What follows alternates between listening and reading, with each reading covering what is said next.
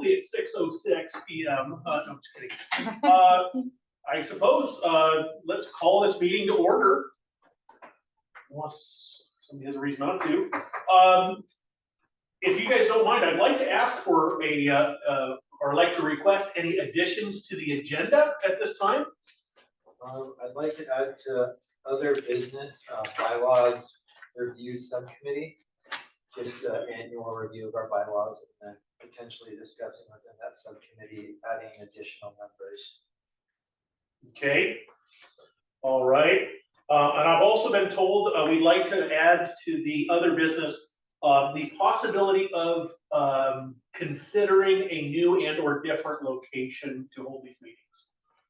So when we get to that part of the agenda, we will talk about that. Okay, first of all, I want to start with welcome to new board members. Looks like we have two new board members, Candace Hanks and Corey Troiani. Is that it? Troiani, got it. Okay. Tell you what, I don't mean to put you guys on the spot. Candace, why don't you start, if you would? Why don't you introduce yourself a little bit? My name is Candace Hanks. I work for Pacific Crest Building Supply. I'm their administrative director, so that's what my regular job is. I had worked for a heavy machinery company in Portland previously, so I've handled facilities everywhere I've worked somehow. And so I've always been dealing with the waste management portion of that as well. So now I had gone from medical waste now in Portland to a lot of heavy machinery and diesel, and that's a totally different world. And then now with building materials. So it's always kind of landed on my plate. And so I've gotten quite a bit of experience in it. And so it seemed like a good fit for kind of a random skill set. Well, welcome, Candace. Thank you. Great to have you on the board. All right, Mr. Corey, why don't you introduce yourself? Okay. Yeah, I am Corey Troiani. Nice to meet you all and be of service here. I'm originally from Texas, and I got my start in the solid waste topic there when I was working for an environmental advocacy organization. We were promoting solid waste policies in the city of Dallas and the surrounding suburbs and some rural areas. We had worked on things to reduce waste, mostly trying to get access to recycling for residents who didn't have it. So largely apartment residents, we actually ultimately ended up passing an ordinance there to ensure that all apartment residents across the city of Dallas had access. Also worked on some comprehensive solid waste management plans that were roughly this size. So, helped to pass those that had objectives of reducing overall waste to landfills by 85–90% over a long term. So zero waste plans, as they call them. So I have maybe almost 10 years of experience doing kind of solid waste advocacy stuff in Texas, and then moved to Washington just a couple of years ago. And I still work for an advocacy organization that mostly focuses on rural working class issues, so trying to kind of build a better economy for rural working people in the state of Washington. Doesn't quite touch on solid waste issues as much, but in some sense, kind of focusing on like housing preservation, keeping people in their homes, helping them get access to home repair programs at the state level, stuff like that, so we can kind of address housing issues through home repairs. You mind if I ask what alphabet is? Yeah, it's called Rural People's Voice. Most of the focus is actually in North Central Washington, but helping out with some of the statewide advocacy stuff here in Southwest. Cool, good. All right, well, looks like our next agenda item is the election of officers. Is it the election of officers, or just as election of officers, position of chair? Are we electing our new officers again the year? Is that it? And Jason's not here. Right. I didn't sign up for this. No, I'm just kidding. I think what we talked about when we talked about the agenda with him was that there's an issue in the bylaws in the sense of you have a term of 3 years, but the positions are only for 2. Oh, and is so that right? his term doesn't end, but his election, his officer position is up, I think. So I think we just had to formalize. Or maybe it's vice versa, that his. Yes, it's Okay, It's like, okay. vice versa. I was gonna Yes, say, he I still wanna say has he's a only year. been- Yes, right. he still has a year left as the president, Uh-huh. but the bylaws are very hazy Right. on that, and that's Okay. one of the ideas of looking over Then them we next year, so. Wonderful. Well, thank you for clarifying that, because I was like, we're electing officers? All right, and then, orientation of new members, of course, I see you guys brought your stack of, papers. I hope you have read them, there will be a test. Okay, and of course, it sounds like, if I remember right, now, you guys, if you remember, I joined right at the beginning of COVID, boy, was that fun, yeah. And so I wanna say in the past, they've had like, almost like an orientation meeting, that went about an hour and a half, 2 hours, kind of ran through the highlights, is that still the plan? Yeah, I think what our goal was to have more of a formal orientation process. Yeah, So mine we was not developed, formal. right, we developed this, we talked to Jason about it, was it yesterday? And so we'll share it with the whole commission so that you all have feedback for it, and then we'll finalize it. Yeah. And then January, Jason's gonna set up individual meetings with each of the new members to go over it, and then also to ask us any questions as well. If you guys don't mind me saying, I'm just gonna throw this out there, I would love for that to be voluntary attendance, like for instance, myself, I would love to have, shall we say, a refresher. I mean, I obviously. was we've been still- wondering, yeah, we were all Yeah. actually talking about that. We thought, actually, maybe we should give it to everyone. No, that's a great idea. Maybe we all need to kind of, just be Right. reschooled. Right. By the way, I noticed it says, welcome to new board members as a heading here, and then it says attendance. You would have thought we should have taken attendance first. I guess the first question is, do we have a quorum tonight? We do. We do have a quorum, okay, we're good. Approval of minutes, okay, if everybody has an opportunity, have you perused the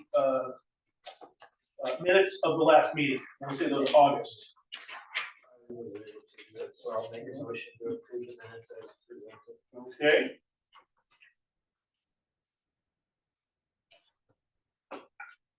Does anyone have a second?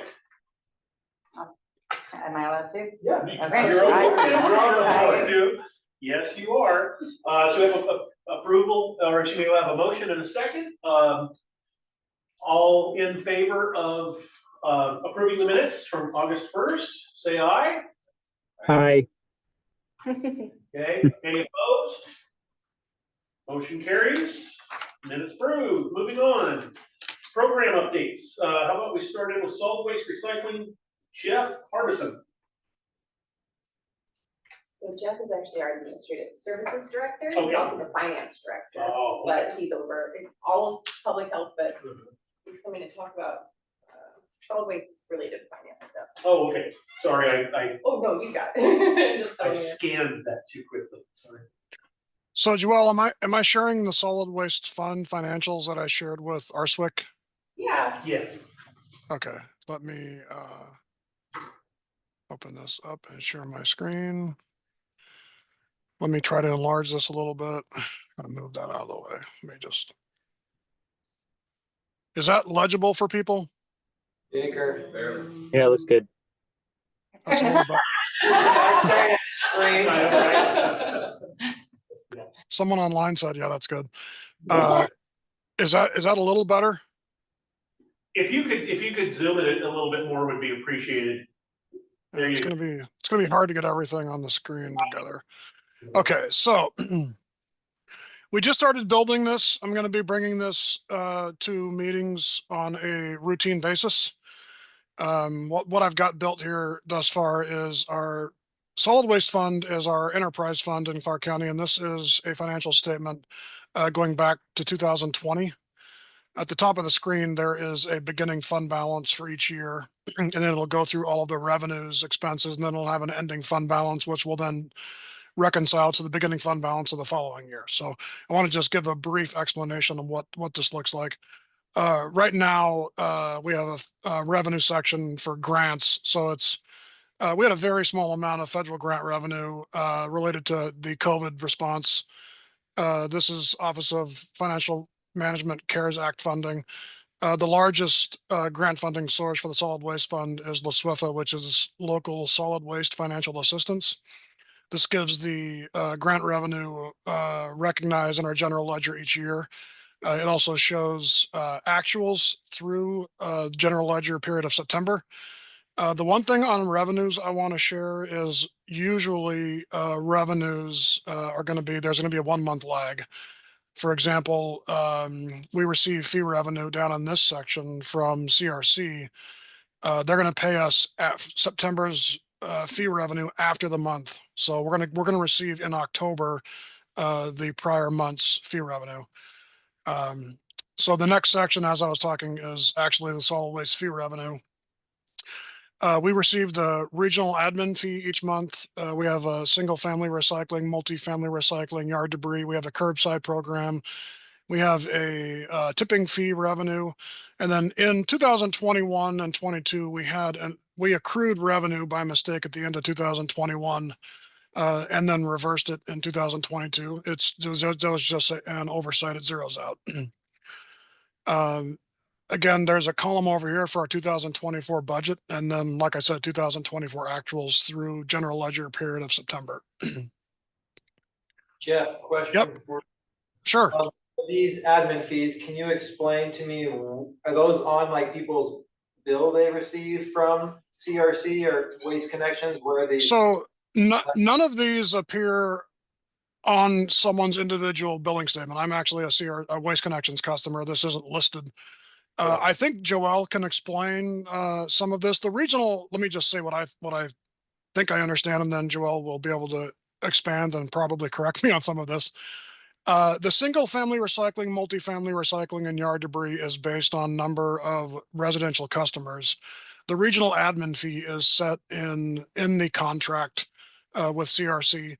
The tipping fee down here, this is $1.43 that was approved, I believe, in 2017, which is an additional tipping fee. That's based on tonnage. I'll stop there and then let Joelle expand. So this is all gonna be stuff that you're gonna see in the solid waste management plan too. So when I go through my update, so you're already thinking what we're gonna talk about, Kyle, so you're on it. But we did get feedback from Ecology that we needed to expand more on our financial section. So Jeff has been awesome. He's willing to kind of like put some reports together. So this is just like the high level overview. Probably then they need to get a little bit more into the detail on how these fees are reported out, because it's required for the UTC cost questionnaire and the solid waste management plan.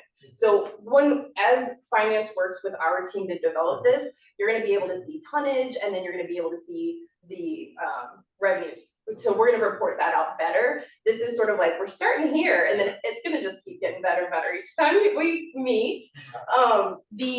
Jeff did mention that correctly. So it does say regional admin fee. That's a little bit confusing because how it's named in the CRC contract is a county fee. So it's fee for inbound tons at the transfer station that we get based on tonnage at the transfer station.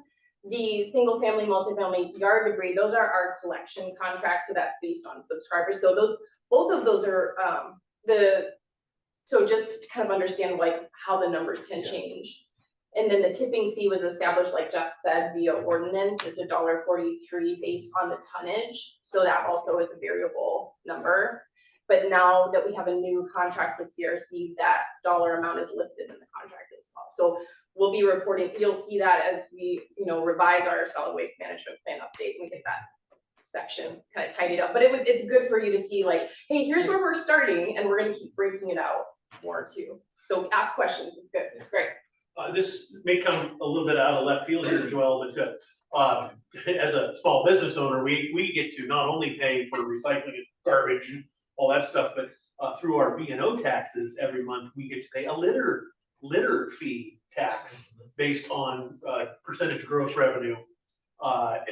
Is that, and it may be further down the list here, but is that captured? So that is not captured here, but that is a legislative topic that Travis mentioned at the last meeting when he brought that up. So what our Washington County Solid Waste Managers Group is talking about bringing to the legislative session this coming year is increasing that litter tax. So actually the litter tax is time.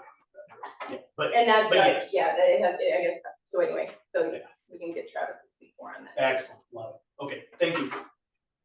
So I didn't really do a good job in the beginning to introduce myself. I've been with with health since 1998.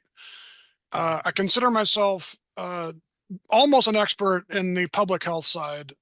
We got solid waste in our department a little less than a decade ago. I'm not an expert on solid waste, so I just wanted to get that out of the way too. All right. Some other revenue sources for the solid waste fund. FARF is the Financial Assurance Reserve Fund. We also call it the Solid Waste Closure Fund. It's related to the Lightner landfill, and it's with it, which is in post-closure status. We have an agreement where basically the Solid Waste Closure Fund, or FARF, pays a percentage or portion of the amount of staff time it takes to manage that post-close landfill. So this represents that annual transfer. We actually do that as part of our year-end actions. There is a very small amount of miscellaneous revenue that flows through. We used to have a recycled arts festival, or RAF. This shows the last year of booth fees and then refunds that end up being needing to be provided 2 years later. As an enterprise fund, as a fund with Clark County, its fund balance is invested. This shows the investment interest as well as the fair market value adjustment that actually posts to all of our funds. This is the solid waste fund portion. You do notice actually there are 2 years here where the value of the dollar was not doing well, and the investment interest actually went into the negative territory. The adjustment outpaced the actual interest. Luckily, we're not there now. We received $300,000 in 2023, and we've already received over $300,000 in 2024. Oh, I'm sorry. Was there a question? No, I apologize. I said wonderful. Okay, sorry. Sorry. Yeah, it's all right. So I do review financials each month when the month closes, and I download the data. I don't have any concerns about the solid waste fund in 2024. The revenues are healthy. If we move to expenditures, I do have it broken out, personnel and then other operating costs, and then into the indirects. This shows wages and salaries, separation payout. When someone separates employment from the county, a portion of their paid leave is funded. Overtime, any overtime charges for FLSA non-exempt employees. Benefits, this includes all benefits, medical, dental, PERS or pension, Social Security, Medicare, all that stuff. And then I've got a question into our county auditor's office on pension adjustment. I do not see this entry in the public health fund, which is a government fund, not an enterprise fund. I want to get more clarification on what the pension adjustment is. I believe what it's related to the fact that this is an enterprise fund. It has been a negative expense collectively by a large margin, 2020 through 2023. We then get into other operating costs, supplies, professional services, contracts. That's the biggest other operating cost for this fund. And then I've got some other breakouts: communications, advertising, rent, association dues, technology, equipment replacement and reserve. That actually is paid to Clark County IS, travel, and then tuition and registration. Some years, the other operating cost outpaces the labor. This fund, the health fund, is about 90% labor. The solid waste fund is more in the 50 to 60% range. It's definitely more a contract fund. I then have a section for indirects and transfers. This is the first line is county indirects. That is what the county charges the solid waste fund for services like human resources, the budget office, the treasurer's office, the auditor's office, payroll, mailroom, print shop, et cetera, et cetera. There's prosecutor's office, county manager's office.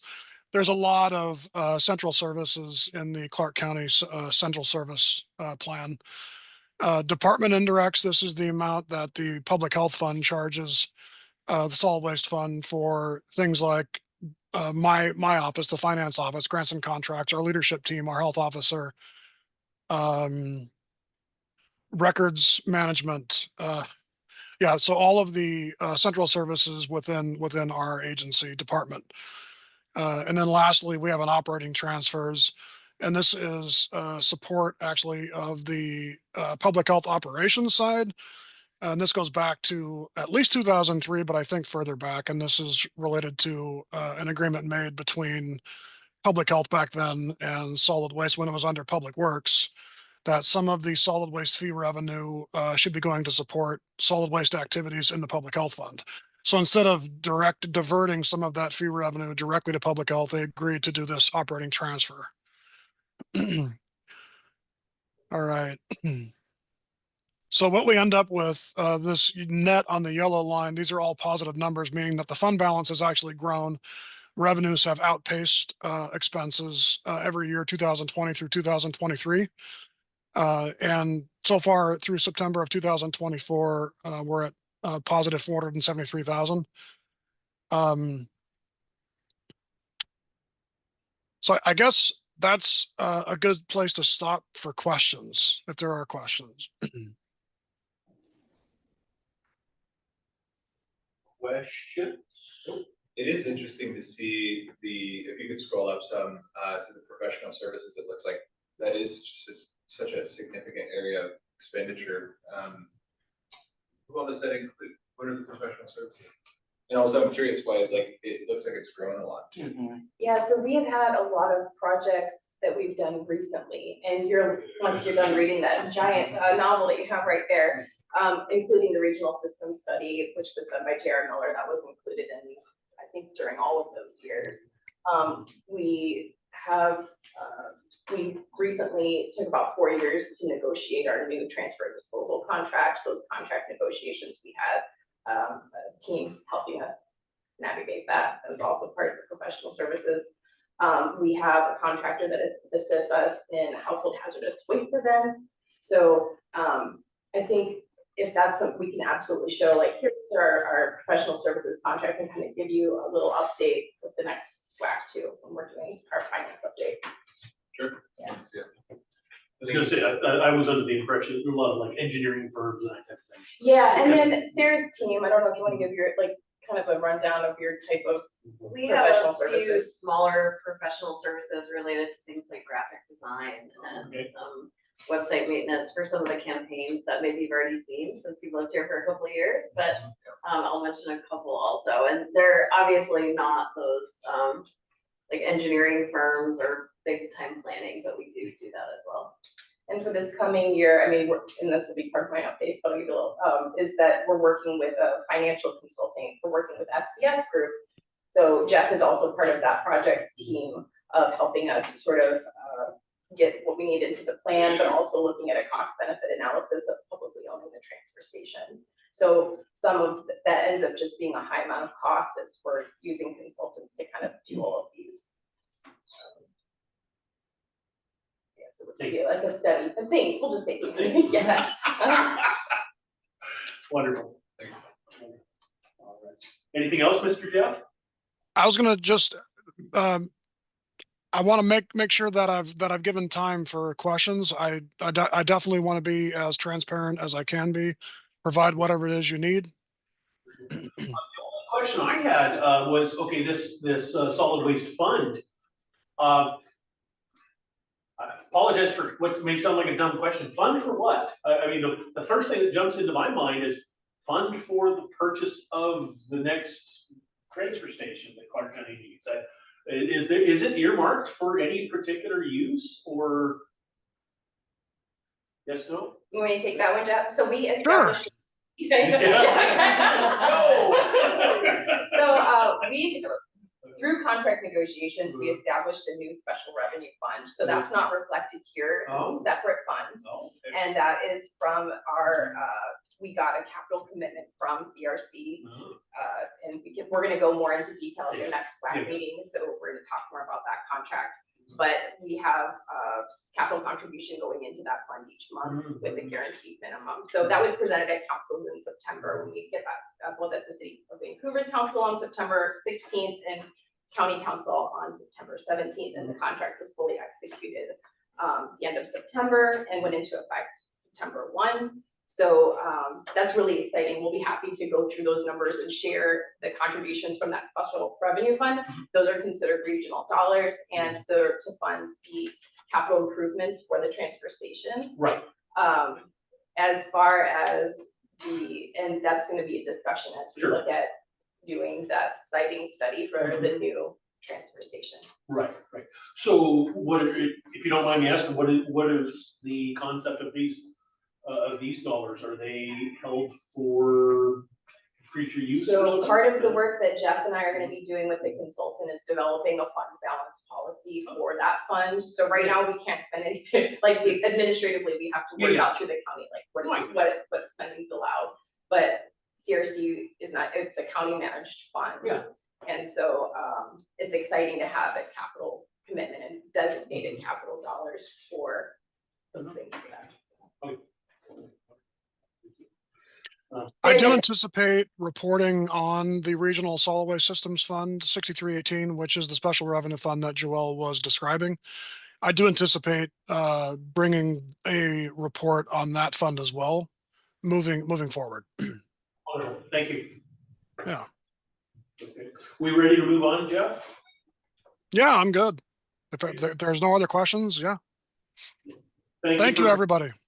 Thanks, Jeff. Thanks, Jeff. All right, if we can have the solid waste enforcement, Kimberly Walker Norton. Hello, everyone. I've got two other folks here who need to turn, Hannah, Jamie, turn your cameras on. They're working on it. Something is amiss. I'll go ahead and start while they're working on that. Hi, everyone. I'm Kimberly Walker Norton. I'm the Community Health Program Manager, and Solid Waste Enforcement is one of my programs. As I shared at the last meeting, I believe it was, or maybe Melissa did, that Melissa's no longer with us. And Hannah and Jamie, who you can't see, they will both be taking over the role for solid waste enforcement. They're both environmental health specialists with a good degree of history in working in public health, but they don't have the solid waste. So we will be partnering with Tacoma Pierce as our training arm for them. They start saying something about their cameras. And we meet on Friday to start discussing that plan for them. They'll also be working and shadowing with Derek, not Ranta, Derek Rocket from the Department of Ecology when he comes down and does his exempt facilities as well. So we're trying to get wrapped around their training. I've been in good communication with the Department of Ecology regarding this transition, which they are completely supportive of, and know that our Q6 is going to be not what our normal ratios of inspections are, but we hope to get started on those here soon. I think I shared at the last meeting, but I'll duplicate myself. We just submitted our Q5 progress report. Melissa was amazing and got all of the inspections done prior to her departure. So we're on course there. And the last piece that I have is I wanted to give an update on and you guys should have gotten a copy of the progress report. I shared that with Joelle's team. There's a couple things happening at the state level regarding vapes. So the Washington State Liquor and Cannabis Board has drafted a petition for a revision to the admin rules for banning disposable cannabis vape device containing lithium batteries. And they are looking at it from the fire potential. So that's the lens that they're going at it at. And then there's another coalition that is got the support of two state legislators. The name of the group is Tobacco Free Kids, and it's educators, doctors, researchers, justice advocates, and it's about banning flavored nicotine vapes and also menthol in cigarettes as well, targeting the kids. They're really focused in on the kids. And so that's happening. That's going to be introduced at the legislative level in January. And then I also sit on the Washington Chemical Policy Group that's an underling of the Department of Ecology, and the petition by the Cannabis and Liquor Commission. That draft will come to that committee for us to review and see if they're missing anything that we want added to it. And then it'll go back to them, then it'll move up to the legislators, they'll introduce it to the legislators. So that's what I know about vapes and our solid waste enforcement program. And Jamie and Hannah will be joining us in these meetings going forward. That's all I got. If I could say something too, I'm Jerry Preston, the Environmental Public Health Director, and I work with Sarah, Joelle, and Kimberly. Kimberly, thanks for that update. And I wanted to welcome Jamie and Hannah, even though we can't see them, to solid waste. And I just wanted to relay to everybody, we just had Melissa before. We're not actually adding 2 new people.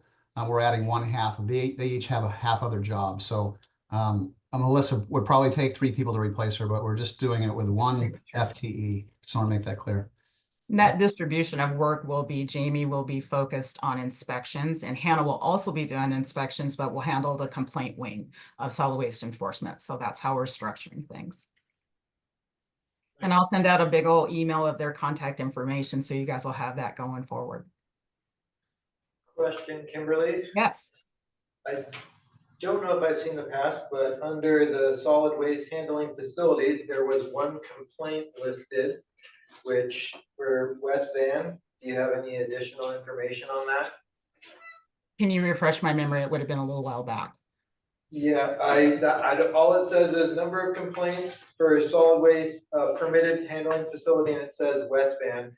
I just remember looking through these, I don't remember seeing very many complaints about the permitted facility. Oh, yes. There was a complaint. We did, Melissa was still here when it did come in. We did source it. It was not valid. And one can attribute that to some angst somebody may have had, but it was unfounded. Okay, thank you. I just don't remember seeing too many of those listed in that section. So, Very rare, very, very rare. Okay. Now you've piqued my interest now. No kidding. Moving on.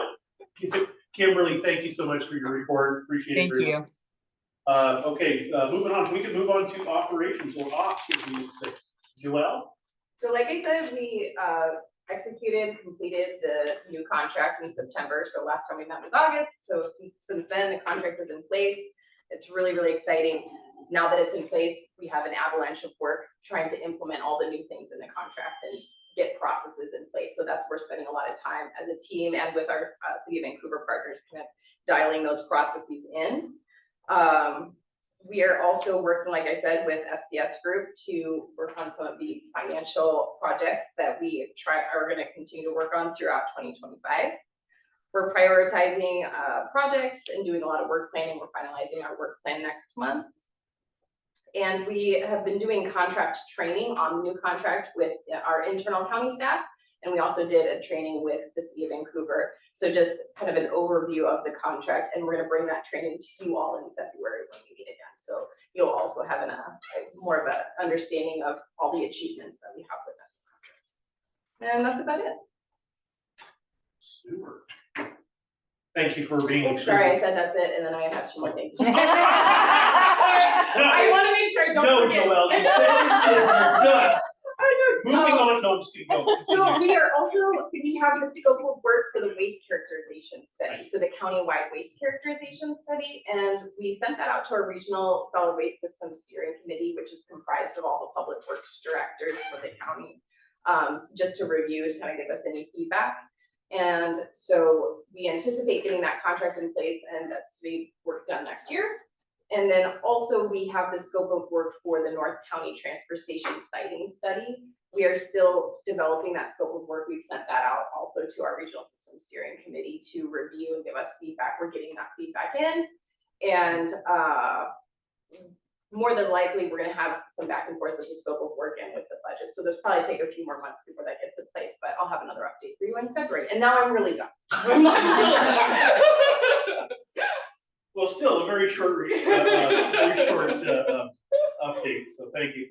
Okay, solid waste education and outreach. Sarah Kearns. That's me. I'll be really brief tonight and just give a couple of highlights. So stay tuned, keep your eyes peeled for some of our education and outreach materials around food waste prevention and the holidays, and also some information around properly disposing of common items that are, we see in excess of during the holiday season.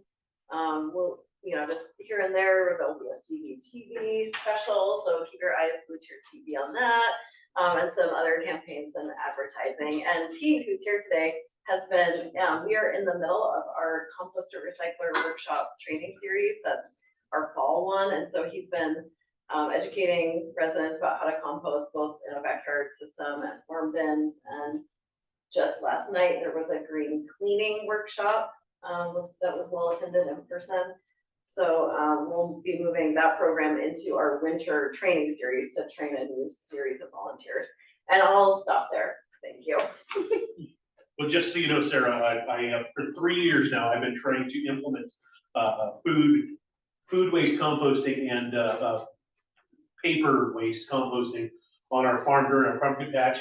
And just telling Pete about this, my younger brother decided that it looked like a lot of garbage, and so he didn't want it in our compost pile. Gotta love being part of a family business, yay. All right, City of Vancouver, Julie Gilbertson. Oh, yeah, I'm sorry, go ahead. Yeah, Sarah, yeah, you work on recycling education and all that, right? Yes. Awesome. That's amazing. And I am curious, we have a ton of political signs all over the county. What's going to happen with them? What should people know about? So, it's so funny you would ask that. So, there is a way, I just saw it today. I saw the headline, in my inbox about what to do with those. And if anyone at the county on my team had a chance to read that email I know today. Camille sent it out. And we'll send it all to the. She said, Ridwell is offering free, no subscription pickup of political signs, in the area, and Yeah, I know. December 2nd is all that, but yeah. So we can make sure that the link and the information gets in the minutes from the meeting. So, Ridwell? Yeah. So don't put it in the blue card. Do we know where they're taking it off to, or what the end product Was is?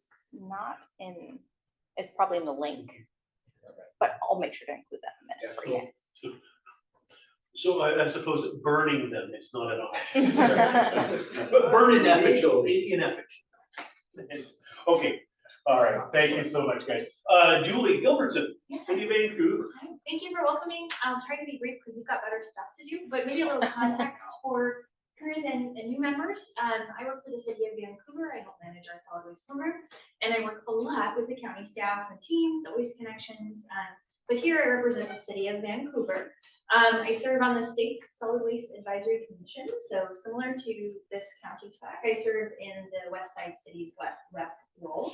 So some of that I will liaise with our county staff for this. And then just as a subject matter expert across the contracts and services in the city.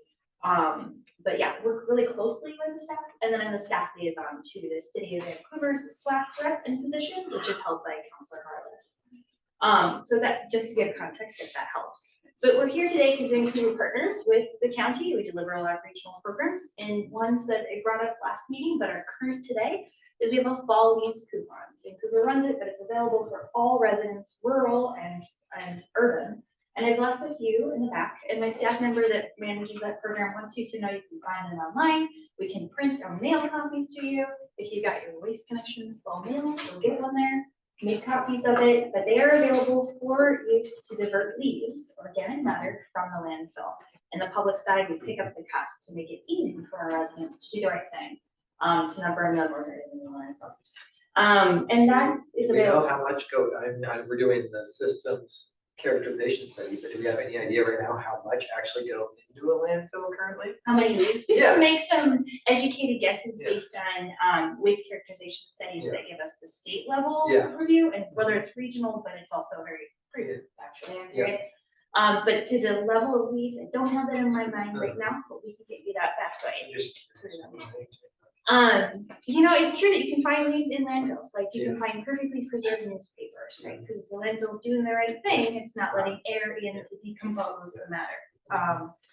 But we want to encourage leaf disposal, leaf recycling through drop off at air debris sites that contact with us. So if you want to know more, we'll follow up. Our information is there, and I can provide in our notes where you can find more or direct to your constituents if that's helpful for them.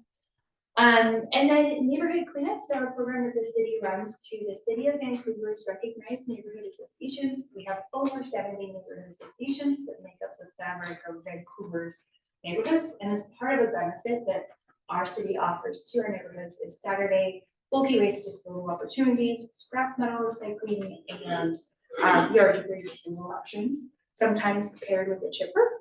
And those wrapped up, we've merged some neighborhoods so that we can more effectively deliver the service to our neighborhoods. But it's been going for about 25 years. Some people call it the trash bash. It's just a really fun time when people come together to let go of things that they've been holding on to. But they run in early March through late October, November, and the staff that manages that with our neighborhoods. And it's considered a benefit that we give back to our garbage repairs. And then I think the really interesting two pieces for you is that cities, along with the county, are updating their comprehensive plans. In addition to the solid waste management plan, cities have the Growth Management Act and the county too, where we're updating our land use maps, all these large, long-range plans. And we see the writing on the wall in our urban city of Vancouver that there's density is required in law, different housing types. And therefore, we will be working in the new year on updating our solid waste development code. So I have a staff member who looks at development plans, looks at land use plans that are submitted by private entities to develop properties. And so we'll be happy to share that in time with SWAC, but that work is just getting started. And so we anticipate to serve a projected future growing population in a denser community in one of the 7 cities within this county, that we want to do some work that will help us make sure that the provision of garbage and recycling and yard debris or organic service is available to our future community, businesses and residents. And as that vision for the city unfolds through the comprehensive plan, we'll be updating the land use code, which is how the land can be built up, if that makes sense. So we try to future cast and forward think to ensure that there is waste for within the boundaries of the city of Vancouver for our jurisdiction, and we share that with other jurisdictions. And definitely appreciate borrow learning from other jurisdictions in Washington state. So that work is coming and might be interesting for SWAC and time. And I can share that my staff members reviewed over 500 development plans along this year. The pipeline doesn't stop. The complexity of the housing type doesn't either. We're not just having a traditional single-family home on a lot. We're having a single-family home that's putting 2 ADUs on a lot. And then we think, how do we provide them service? What does service equity look like? How do we charge them a fair rate? These are, big picture things that what would be expected as part of a big comprehensive plan. And then the last thing is on Monday, staff took our solid waste rates for the 2025 year to council, and they were approved. Our rate increases for the city of Vancouver. I'll take a step back and have a little bit of context that residents and businesses in Vancouver are provided comprehensive services via a contract that my team and self manage with a private hauler, which is Waste Connections of Washington. And that contract guarantees exclusive collection to Waste Connections. The city council is the rate setting authority. So our council approves garbage, recycling, and organics collection rates on an annual basis. And the rates that are charged to our customers include some of those fees like embedded within the cost of service. So great questions, and really I think the county's work is, I can't underscore enough, helpful in helping educate you all of what the fees are used for the system. But for Vancouver ratepayers, their rate adjustment for 2025 will be a range of 2.6 to 3.1% for the garbage costs. That's residential and commercial.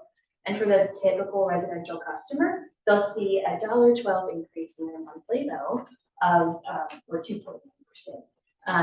And so I say typical because our customers love options, right? As even all across the county, you love different options.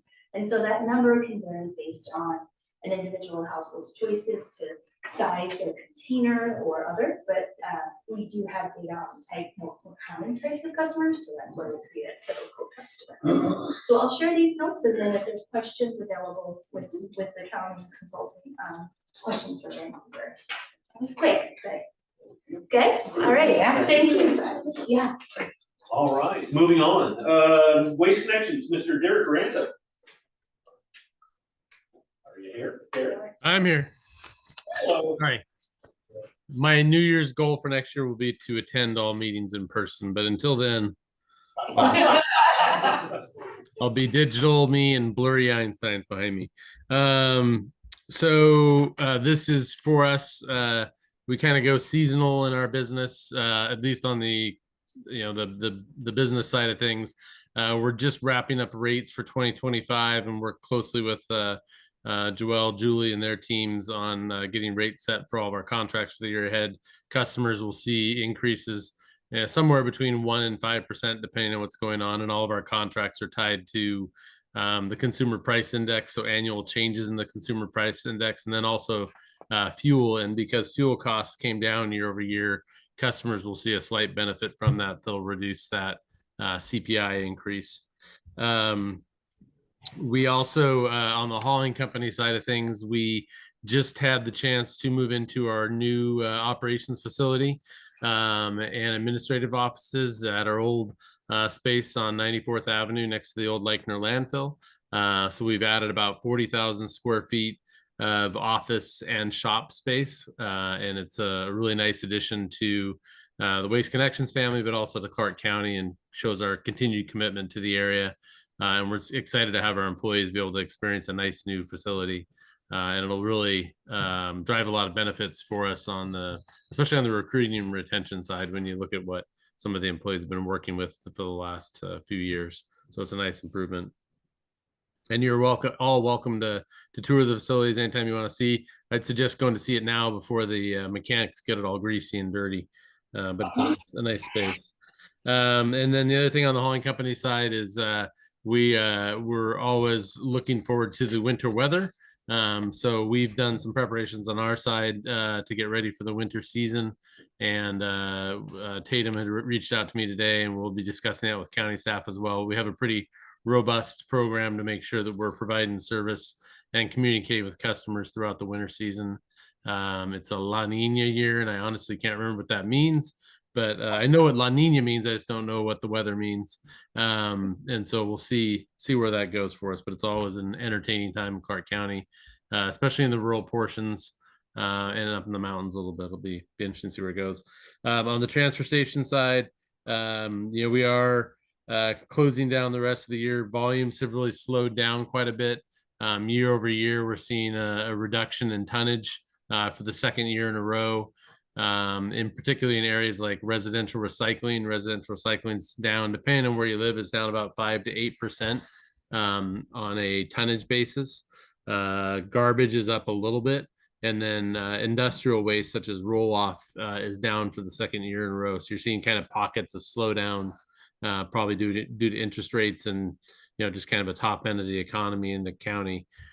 Things are still growing, but the the construction side and the consumer, what people are consuming and how they're recycling has changed a lot in the last couple of years. And then Joelle hit the contract. That's been a great opportunity for us to extend that service in Clark County. We're excited to move into the new era. We were operating off a contract that was probably 30 years old. So it's important to update contract language and expectations as a service provider, and it's been interesting, and it'll be a good process going forward. So we're excited about that.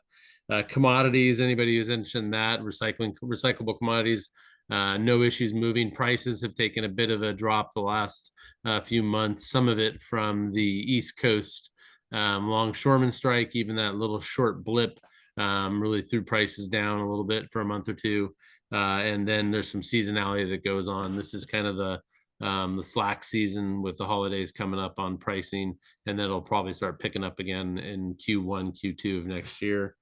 And then the last thing I would mention is we do have the annual Waste Connections bike build coming up. So if anybody wants to attend that, we'd love to have you. We do an employee only build on December 6th, and then we do a community build on December 7th at the event center up at the Clark County Fairgrounds. And we're going to build a little over 700 bikes this year and be able to give those to kids in the community along with a helmet to allow them to have a nice Christmas gift under their tree or whatever whatever they celebrate, but to have a gift over the holiday season. So we're excited to do that, along with a few hundred other organizations we're trying to figure out how to support this year as well. So that's all I got. Question for you, Eric. Yeah. What's the status on that EV garbage truck we talked about like 3 years ago? Let me see if I can find my unicorn costume here in the room. We're working with Peterbilt. So previously, anybody who's been around for a little while, there was a company called Lion Technologies. They were a startup that was going to save the world and master how to make industrial vehicles. They were never able to manufacture a truck that ran for a full route. I don't even think it went more than 2 or 3 hours. In our world, you need to be in the 8-hour realm for it to be of value to us. Peterbilt has stepped up and built an electric truck. And the state of Washington requires that for every 10 diesel trucks Peterbilt sells in the state of Washington, they have to sell 1 electric vehicle. So Clark County will be the excited recipient of 2 electric vehicles in 2025. One will be an automated truck for residential use, and one will be a roll-off truck. I would only caution you that we were told about 20 times before this we were getting an electric truck, and they never did arrive. But I think Peterbilt's just a little bit better, a little further down the road on the technology. So I have faith that they're going to deliver on that. It's just a matter of when. So we're kind of here in Q3. We would have those trucks on hand.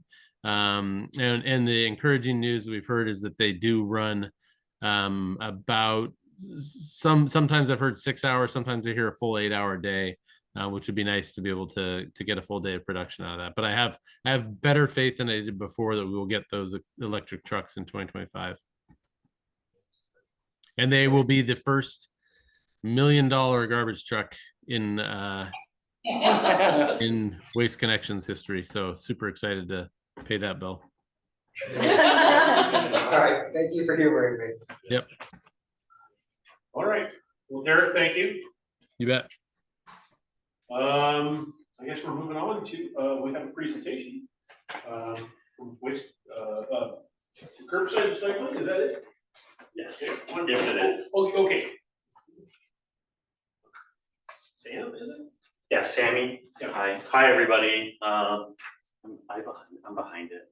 I'm in front of it. Okay, cool. You can also take a seat if you want it. It's up to you. Oh, okay. Yeah. I was wondering if you were able to send that PDF through the chat. I am about to see if I can drop it down. Awesome, because it doesn't let me do it. Yeah, I will hopefully.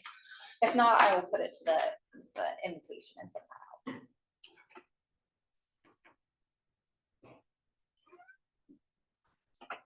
Hey, Derek, since we're waiting to get things going here, I have 2 6-yard dumpsters that I'm supposed to call and have picked up tomorrow. Could you just make that happen for me? I don't think. Let me see what I can do for you.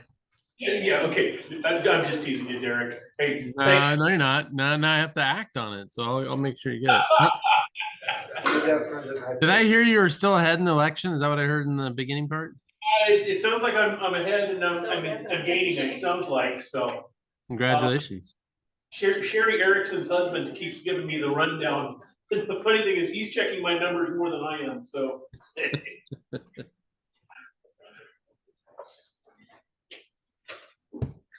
All right, hit Mr. Sam whenever you're ready. We're ready to go. I will, it will be dropped on the calendar invite because it's grayed out on here, unfortunately.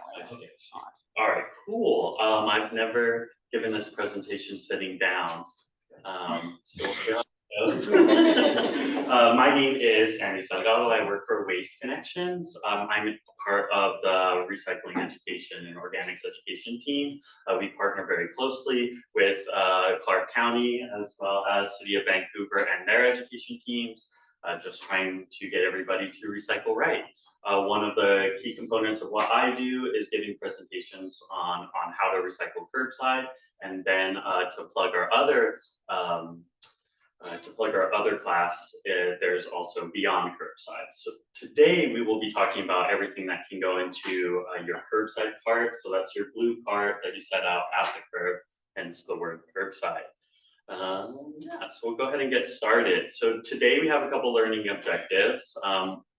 We will be listing out what is accepted material as far as metal waste streams, plastic, paper, and glass. We will also be looking up how to find the answers to these questions. And then there are a few other things that we could set out curbside as well, and we'll be talking about how to prepare those materials, which include motor oil, antifreeze, and batteries. And we will end on how to set up recycling at home, just discussing some tips and tricks there.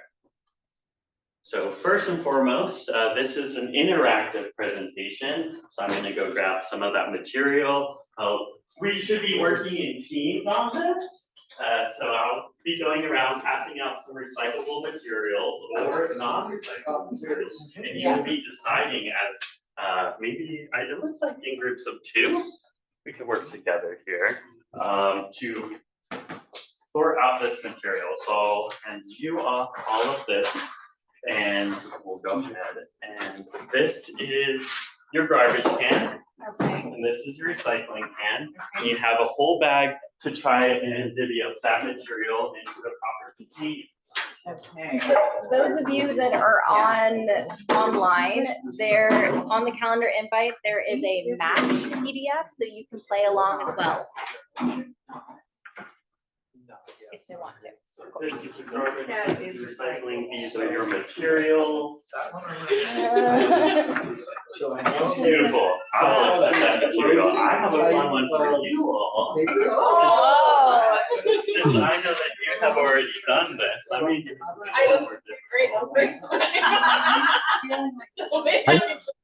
I've got a quick question before you start, if you don't mind. So the machines have a sword. And so we can just separate the accepted. Oh, no. Yeah. This is not an open book test. Okay, Yeah.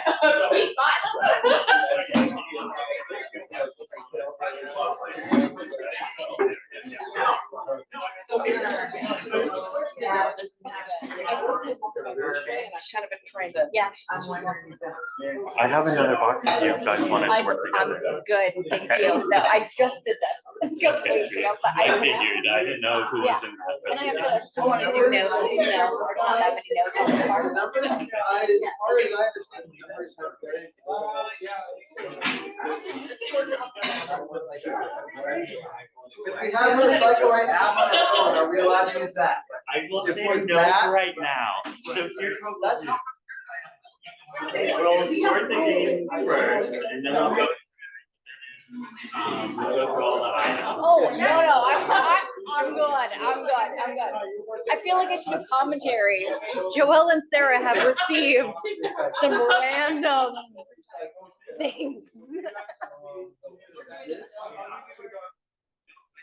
The glass containers. No lid.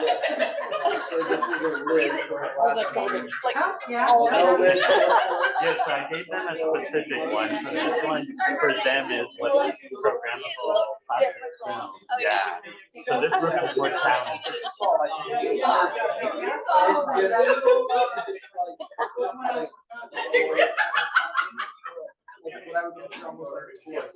And there's no, yep.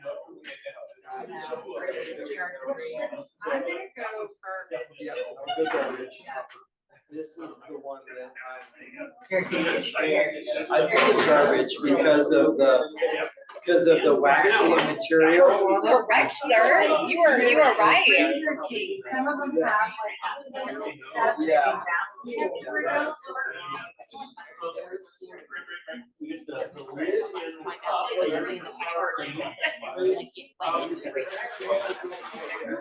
Oh, I know, right?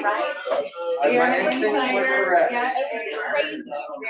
That's always so. It's the one that got me. I was like, oh my God. Well, if you think about how they recycle paper, it makes sense if they like shred it. Yes. And it doesn't absorb moisture. Yeah. Not like, no, Yeah. It's like paper like this.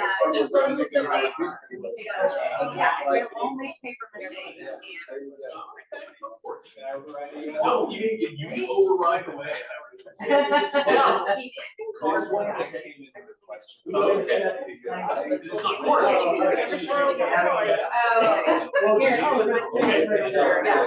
Because we have. Oh, we got one more minute, everyone, one more minute. Right. Unless you're done. We're done. Mike, If you got everything right, and we were the first ones, I think we're clear. I agree. I mean. Let's get another one. Go quick. I didn't even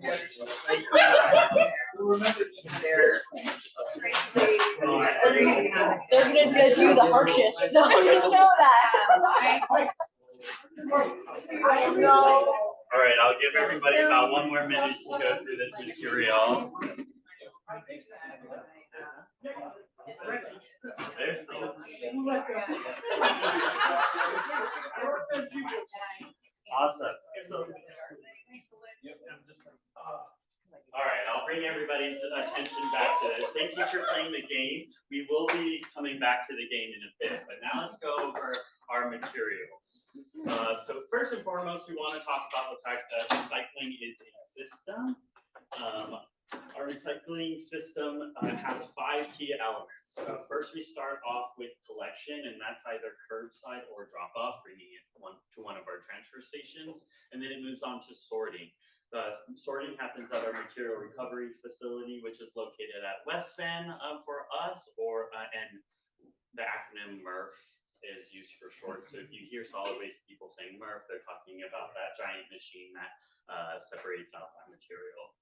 And then after it's separated out and baled up into specific material types, it is then sent to the reprocessors. And that could be anyone from paper mills, plastic reclaimers, glass recyclers. And that then is created into new products from that recycled feedstock into the end markets. And finally, to close this loop, we as consumers then must buy products made with recycled content. Most of you probably have heard this before, but you do vote with your dollar. You're letting producers know that you care about the materials being created from recycled content. And in order for this business, because recycling is a business, to continue, we have to show that we have to show producers that we care about recycled content in our products. Where do our materials go? Here in Clark County, we are very fortunate to send most of our materials stay in the Pacific Northwest. As you can see, we don't have very much material that goes outside of the United States. We have some plastic HDPE color, which is like a Tide bottle or Gain bottle. That material can go up to as far as overseas Vancouver, Canada. So super far away from us. But most of our material stays here. We got our cardboard and paper mostly staying in the general area, going up to Longview or just south of us in Oregon to be reprocessed there. Some of our other materials go out east, such as like aluminum cans and steel cans, other metals. Plastic HDPE natural goes out to Detroit. There's not a lot of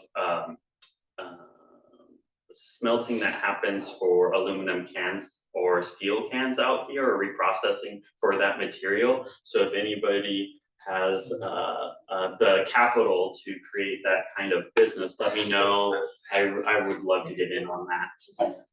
And yeah, so, and then we also have all of our, or most of our organic material ends up at Dirt Hugger, and then a lot of our H&H or HHW, household hazardous waste and batteries, also stay locally.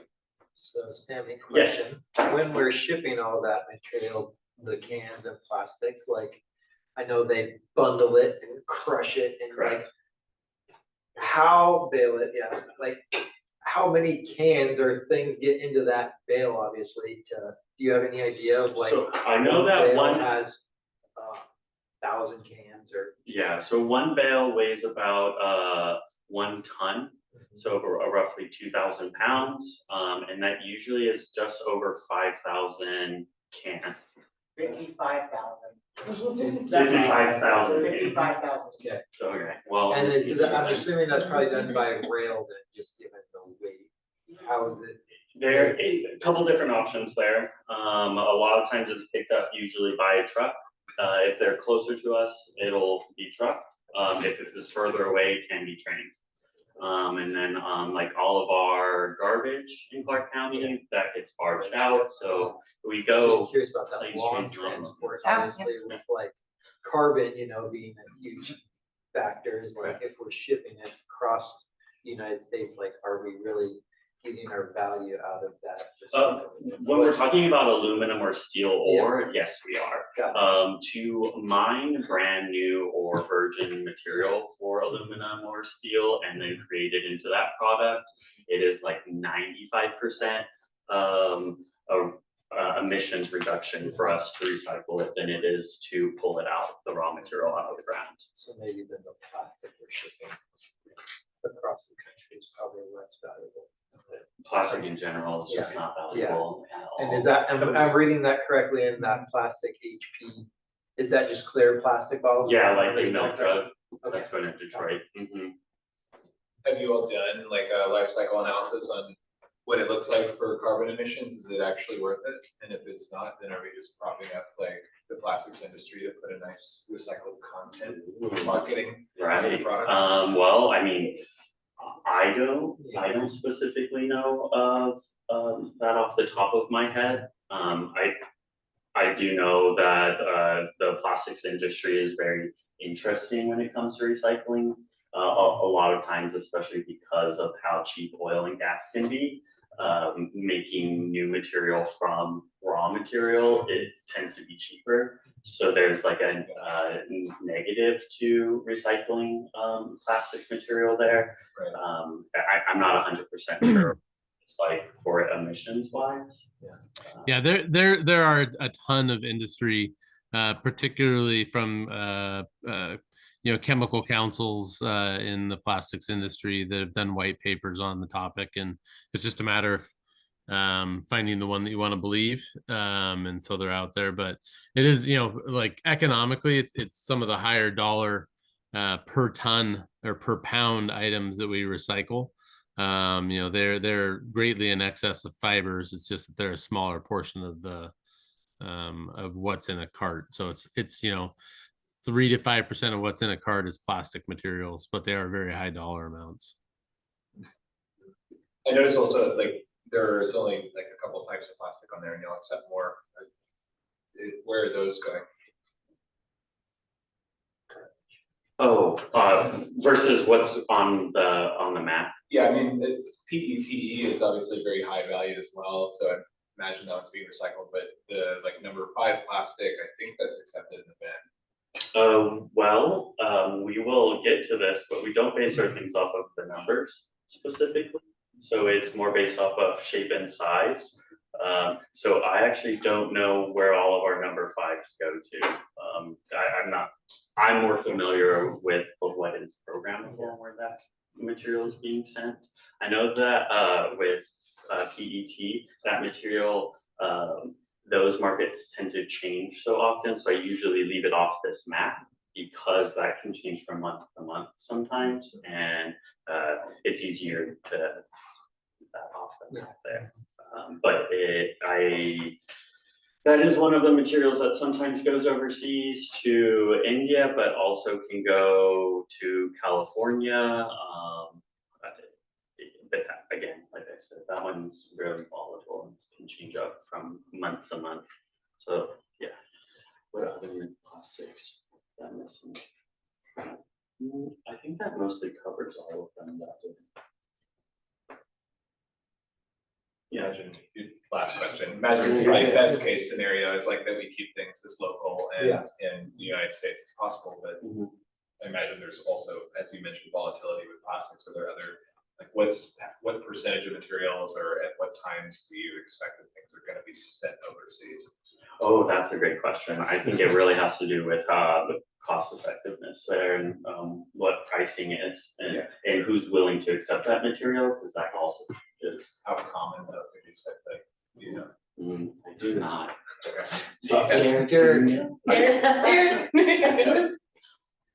What was the question exactly? How common do materials get sent overseas? Not much anymore, you know, with China's standards changing over the last decade or so. You know, there's not as much material, and you know, a lot of the industry has cleaned up what is being sent where too. So, you know, the United States, unfortunately, a lot of the MRFs in the area were shipping a lot of garbage disguised as mixed waste paper to China over the years, and that finally ceased. So a lot of that material is cleaned up, but not a lot of material goes overseas anymore. Because of that, they kind of became a little more self-sufficient and modernized their own recycling facilities. So it's not as cost beneficial to send material over there as it once was because of the shipping costs now. So most all the plastics go domestically, and as Sammy said, a lot of it depends on, you know, what year what mill is open, and you know, they're commodities. It's a highly volatile industry. One of the reasons that we stick to those core products, you know, obviously the popularity, but they are the stable mills that we can find. You know, we had clamshells move one year, and then the next year that mill closes down for whatever reason, and we struggle to find a place. Milk jugs you know, the little milk jugs are extremely difficult for us to find a home for on the West Coast. There was a mill in Mexico that was open for a little while, then it closed. So all these smaller quantity types, just they're really difficult to find a home for unless you're willing to store the material for a significant period of time and continue to work to find it. Hey, Derek, I'm thinking back to, what was it, about a year and a half ago that you had that nice little, you know, you took us on a tour of the facilities and answered a lot of questions about that. I want to say, and I don't mean to put words in your mouth, but if you could clarify, I want to say that you had kind of mentioned that, you know, with certain types of plastics that, you know, if you consider you guys have all of this overhead to, you know, collect, sort, bale, handle, store, and then, you know, potentially move and haul, or I should say sell and ship this plastic, that essentially you're selling it, and just recouping the cost of what you had into it, or even I'm gonna go out on a limb and say actually probably even selling it at a loss. That right for certain types and stuff. Yeah, depending on what's going on in the marketplace, it's at a, I mean, it depends on what you consider a loss. You know, our system's unique in that the recycling system is all bundled through the transfer station. So Waste Connections, you know, is compensated in a lagging manner. So we pass on a lot of those losses. It just takes us a year to pass it on. But yes, the recycling industry, if you were to have a standalone MRF, you know, the MRFs, like the standalone MRFs in Portland, will charge a customer, say, I think rates right now are over $100 a ton. If you wanted to drop off a cart full of mixed recycling, they would charge you over $100 a ton to drop off your material, which is pretty close to a garbage rate, which tells you that the net value of that material is negative or zero. And it depends. It's like I said, it's very volatile. Garbage is easy. It goes to the same place on the same transportation mechanism. The cost structure is fairly flat. You know, it increases with costs of labor and other things like that, but the value of commodities is just all over the place. So it's a really hard one to peg. And then you have companies like a Ridwell where they've been able to make, you know, they bundle all their material in Portland. So anything they pick up in Clark County, they take down to Portland, they sort it, and then they're able to get, you know, enough volume to bundle that material and ship it off to a company that might be able to process it for them. and then they operate just kind of on a smaller margin and a smaller scope. So they're really focused on those kind of niche markets that when you have a big MRF, you're kind of focused on how do we get, 60,000 tons of recycling through this facility every year. I've got one more question about plastics while we're on it, Derek. When I left Westrock a couple of years ago, there was a heavy push to start, having markets for polypropylene. And there were some places that were gonna open up. Did any of that stuff ever materialize? Does anybody actually source sending that out or anything like that? It's kind of on the comes and goes kind of thing. Okay. And so it just depends. I was texting our markets guy just to see where things are at right now, if he was paying attention, but he might have been watching the football game. But so it just kind of depends on the market. I don't know that we're moving it consistently right now, and I think we have to go a pretty good distance. It was out maybe Tacoma or even beyond that we were going to be moving things. So okay, yeah, it just depends. I appreciate that's what that. makes it really a hard one. I mean, you've been in the industry, Gabe, so it's just when you run a MRF, you're focused on trying to move the big stuff, and the small little pieces are a real challenge for you to have to babysit and to move on a daily basis. Absolutely. That's why I asked the question, because I know, like I said, it was a big push, but there wasn't going really anywhere, and that was just a couple of years ago. So I'm just curious if it advanced at all. Thanks, man. I appreciate it. I got one more, I'm sorry. Kaiser Aluminum's in Spokane. Is there a reason we couldn't keep all of our can recycling in the state? So we use Georgia Pacific markets all of our materials. So they generally dictate where we move material. I don't know anything about that that processing facility. I don't know if they take, not every facility takes MRF quality material.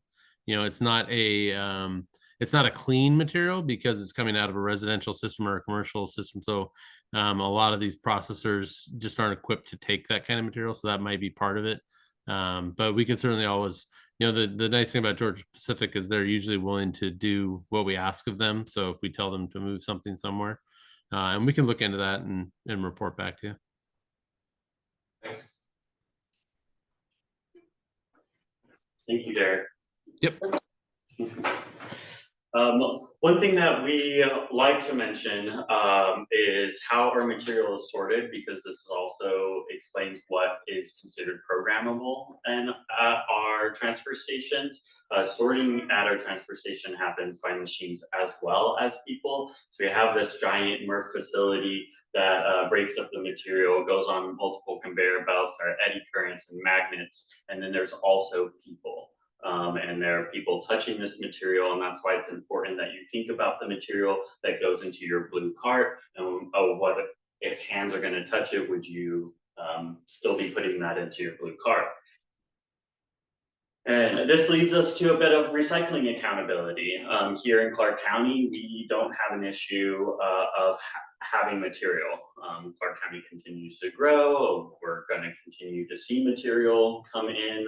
Blue carts are going to still continue to be filled up. Like I had mentioned before, recycling is a business. In order for it to be profitable or to have any value, we also have to worry about quality. And quality really gets into the idea of whether or not we see a bunch of contamination. Contamination is one of those words we hear a lot in the solid waste or recycling community, organics community, all of that. Contamination a lot of times means unprogrammable material in your blue cart, or the programmable material is not prepared properly. So, speaking of material that's not prepared properly, looking at the screen, do you think this peanut butter jar is ready for recycling? Awesome. That's a resounding no from everybody, correct? Good job. All right.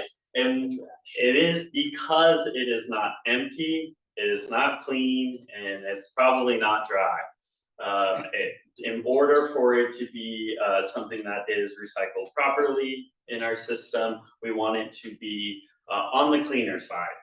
And we want it to be empty, clean, and dry. I am showing you a picture of a peanut butter jar that is extremely clean. We are not asking any of our customers to go this far and above and beyond to clean it. If you want to, you're more than welcome to, but you don't have to put that much elbow grease into it. A really good rule of thumb, if the surface area of the container is 10% or less with food residue, it's usually okay to go into our system and not cause a bunch of issues. More than that, try to clean it out. If cleaning it out is going to require you to do too much work or you just don't have the time, it is always best to just throw that material away. At the end of the day, it's better not to contaminate the recyclable material with non-recyclable material and just throw it in the garbage. All right, so now we can break down some guidelines per waste stream. Paper guidelines. So again, I'm gonna belabor this point, but empty, clean, and dry. Larger than a postcard. As I said, our MRF has a bunch of conveyor belts. A lot of times material that is smaller than a postcard will not make it through the MRF properly. We also ask that all of your paper material is flattened. If you've ever toured our facility, you might have seen that the machinery breaks up all 2D product first from the material. 2D product is all what we're capturing as 2D product is all of our paper materials. And then it allows 3D product, which is everything else, to continue down the conveyor belt for the MRF system. And if you're not flattening those materials, it might take a longer time for it to be processed properly. Cartons are a material that can a lot of times be mixed material, whether it has like the waxy coating or the like Tetra Pak or aseptic material in it. We do have a reprocessor specifically for that material. That material is specifically looked for and fished out at our MRF. So we are able to accept it, as well as the little plastic lids. The reprocessor we work with is able to handle that. On to plastics. As I mentioned before, we do not care about the numbers. Numbers indicate the type of plastic, not if it's recyclable in our system. Instead, we care about shape and size. So our shapes that we look for are bottles, tubs, jugs, and jars. And then size, usually larger than a fist. 6 ounces or larger, usually that's where that fist size comes from. That'll make it through our MRF properly, and then smaller than 5 gallons. And then we also want this plastic material, if one of those 4 shapes, to be rigid. And you can see that there is a plastic flower pot on there. We get a lot of questions about those because of the rigidity of that material. The really small ones are super crushable, and in a commingled truck, if they crush and they remain crushed, or they'll likely get flattened and then sorted into our paper stream. So we don't want them contaminating our paper bales. But these larger ones that are a little hardier of a plastic, when they go through them, they tend not to break down or flatten and stay flattened. Then it'll make it through and is totally accepted as recyclable material. So that rigid thing is if you can crush that material, and then when you let go of that material, it basically stays crushed or can be flattened. It's probably not going to make it through our system, but if you crush that material, let go, and it kind of goes back into its original shape, it should be fine. One of those weird caveats are those really flimsy water bottles. We are able to capture those. And as far as lids go, if it screws on, it can stay on. If it pops off, it's garbage. It pops off into the garbage. And that's just because those lids are flat, and they will likely contaminate our paper bales. Speaking of plastic contamination, this is an image of our Starstream system. As you can see, there are a bunch of gaps in between every roller. That allows our 2D material usually to slide in between so that it is separated. And then those teeth allow the 3D material to continue moving across. When we have a bunch of plastic film end up going into our system, it tangles up this process and makes it difficult for this machine to work properly.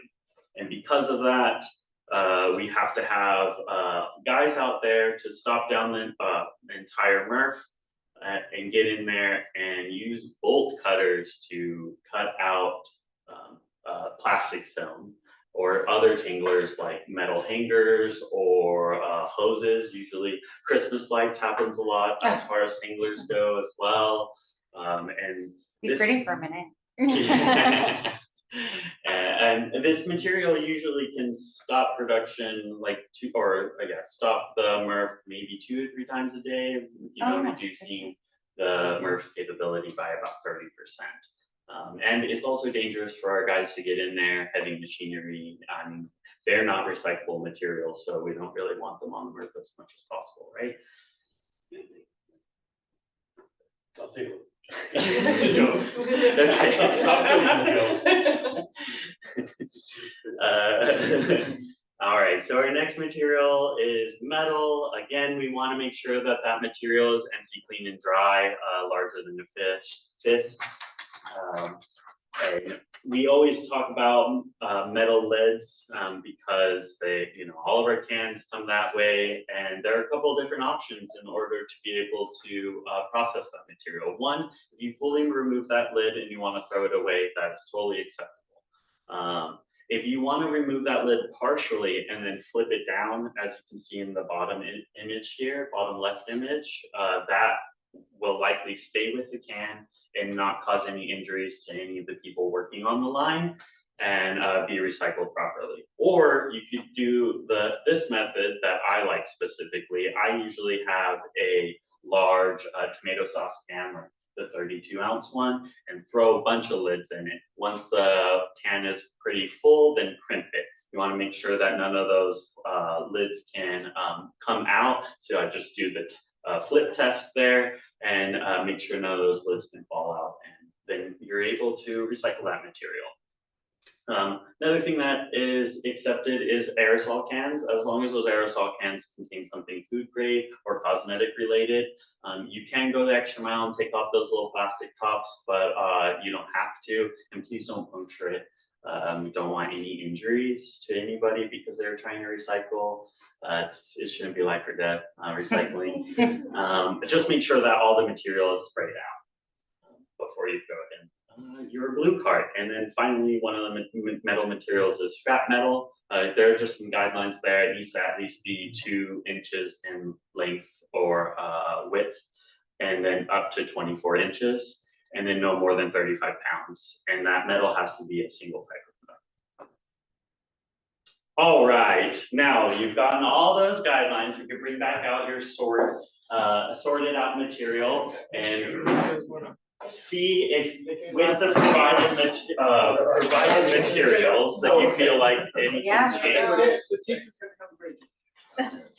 No changes. This is quick.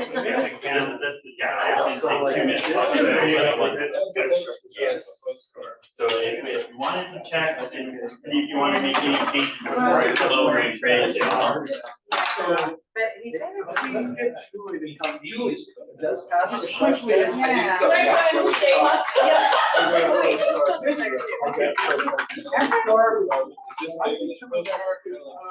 That's exactly the size of it. You felt like after we're done, maybe. We're not changing any detail or. We're not changing anything. Yeah. We got You guys- 100%. We'll start with y'all Yeah, first. so good. Okay. Stress. All right. I think we'll start with garbage first, make sure we got this correct. So again, this is all material that can go into your. I don't know. I'm sending you all. Okay, good. It's pretty small though. It is small. Thanks. I was like, yeah, I'm gonna. So definitely plastic film, that's correct. We never want plastic film in the garbage. And obviously flat lids that are loose, we don't want that. So that would be garbage. The heavy duty multi-use plastic, can those be recycled? The new plastic bags that you get at the grocery store, the ones they charge our. No, you can only bring those to be brought back into your grocery stores for recycle, but you can't recycle that into the garbage. Okay, just curious. All plastic film, but those images, that'll just single back with you Okay. anytime. Because they've got, of course, the new heavy bags. Yes, and even it's still the same. Yeah. I've never looked at We didn't get this one, but most all landfills get when they come ecosystems, so this is good, that's garbage. This is probably so this is garbage as well. I like it. This is a Yeah, this sounds great. programmable material. We should organize that. Good job. Yeah, good job. All right, now let's. So, next break, we'll go. Yeah. Yeah. I thought this was all good. Yeah. I wanted Yeah, so these boxes, again, if you go to that 10% surface area oils, there's less than 10% of that surface area is food waste, and they're covering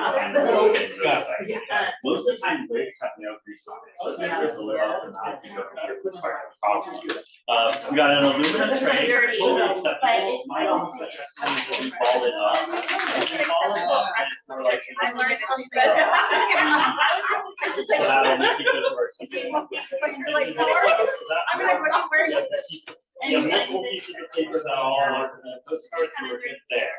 Here's one that is an interesting one. So this is freezer packaging or refrigerator packaging. So it's not acceptable for Corey did it.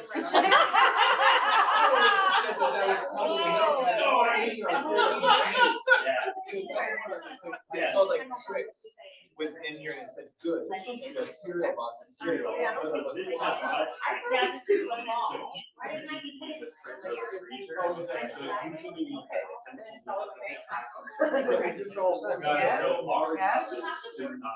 And then we also. And then it looks like we got everything else. Looks good to go here. We got bottles, and aluminum cans, all of that. So almost 100%. And this one wasn't tricky. Not, honestly, I'd say. All right, next group.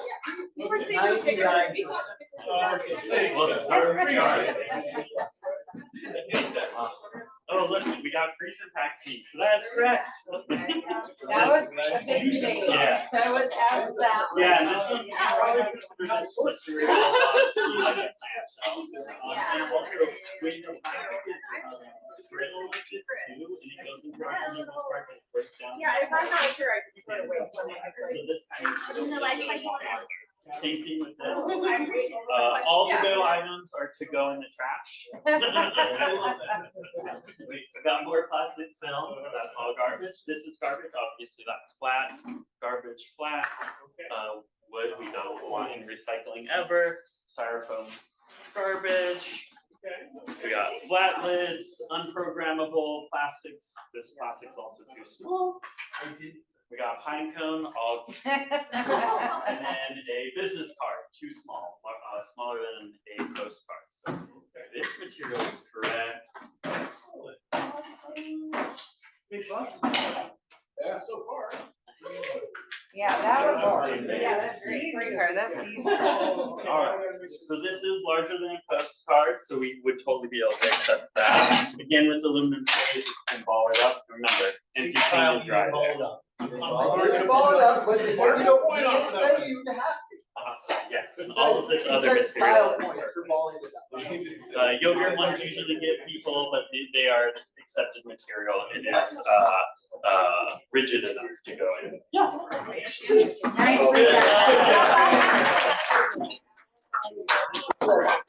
have a ringer. Expert recycler. So if I did score 100. You are pro, and then I did hand out everybody a recycling done right brochure.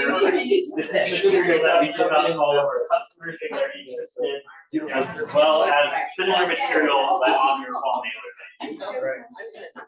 Yeah, cool. I have a question. I brought this actually for show and tell, and I didn't expect this, but I got this. This is a freezer pack from Amazon, I think, Prime. And it says 100% recyclable thermal insulation. Shame on them, right? Like, this is not, you can't accept this, right? Correct, we can accept it. So the recycling chasing arrows emblem, whether it says it's 100% recyclable or not, all of that is not regulated. Yeah. As well as one of those. Here's my question, I have a question for you, that Yeah, is. so- Track down Amazon and tell them this. Yeah, I say go for it.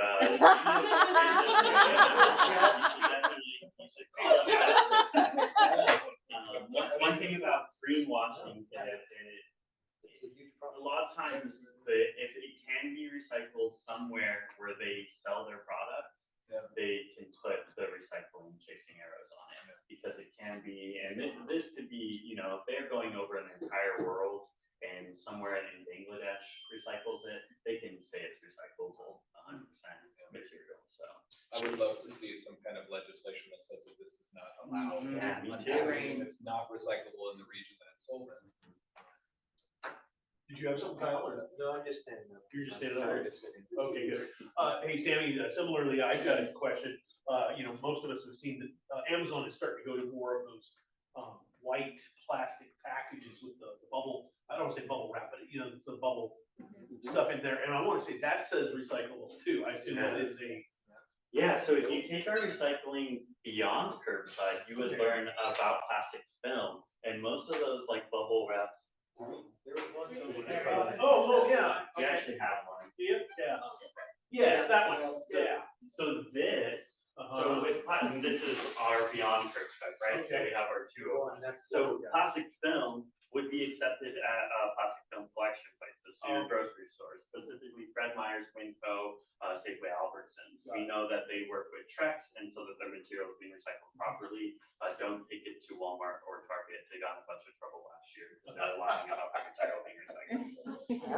But basically, when it comes to plastic film, if there's a bit of flex in it, like you see on my phone, sticks through it a little bit, but doesn't tear it, and it's not super crinkly or crunchy like a Goldfish little snack pack would be, that kind of crinkly, then it's accepted as plastic film. So you can recycle this at your grocery store. Got it.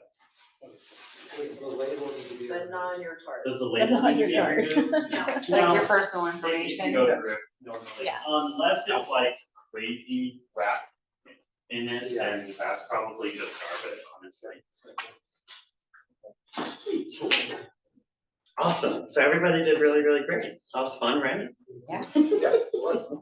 All right. So as we talked about everything that can go into your blue cart, there are a few other things that could be recycled curbside. That includes glass. Glass is set out separately. We don't want that into your blue cart. It becomes very dangerous for our drivers to collect it that way. It also affects our merge system as well. As far as what's accepted as glass, that's food grade jars and bottles only. So that doesn't include like windows, Pyrex, candles. All of that glass has a different melting point, and our reprocessor does not accept that material. So food grade glass only. Curbside batteries, that can also be accepted if you have a blue cart. There are a couple rules on how to properly set out batteries. We want to place it in a sealed plastic bag on top of your recycle cart, only household batteries.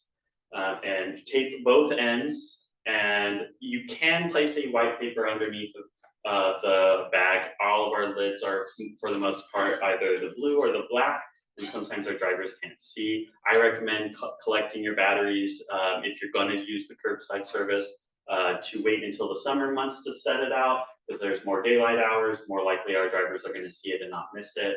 Obviously, sometimes our drivers out are really, really early in the morning, 6 a.m., and it will be dark in January, so they might not see it. And then finally, the other materials that could be collected curbside are antifreeze and motor oil. Just a few rules on that. Make sure that it's in a gallon-sized jug. Where it gets placed on the truck really meets those dimensions of a gallon-sized jug. Only motor oil, only antifreeze, and make sure that they are not mixed. That material becomes unrecyclable and dangerous if you mix that material. Make sure that it has a cap that can be screwed on tightly and that everything is labeled properly. And here's a beautiful image of what your carts should look like when they're set out. And then to end on everything is just how to set up a recycling at your home. Liz with the city graciously took a photo of how her recycling looks like inside her home. She sorts out separately the glass, as you can see, and then there's a specific spot for metal lids and that little plastic sleeve between the white bin and the bags for reuse. And there is just thinking about when setting up your recycling at home, making sure that you are doing something that is good for your household, that your system looks and feels the way you want it to look like, and that will be the most effective for recycling in your own home. And if everybody would like to turn to your neighbor and share how recycling collection happens inside your home before it goes out to the blue bin, I'll give you 30 seconds. What do you do? Yeah, what you do, and like how do you collect it inside your house before you take it out to your blue cart? We have a pull-out slide deck. Garbage in front. I have a box. I have two bins that take the glass and the cans, and then my recycling in the garage. Walk over. Oh, just And, like right now. yeah, and sometimes if I'm too lazy to grab the actual garage, you just open it and throw your box, and then you do it that floor. I mean, it sounds like. Yeah. It's like a I actually have a big trash can.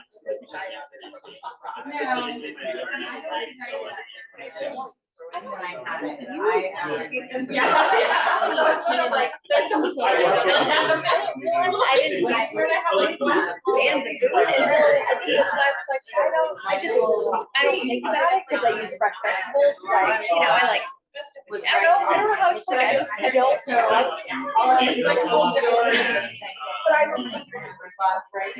Yeah, and I don't like it, and it's tomato sauce, yeah, but it's like, I only have that a couple times a year, and so it's kind of, yeah, it's a weird thing, and I don't have box foods either, so it's kind of weird.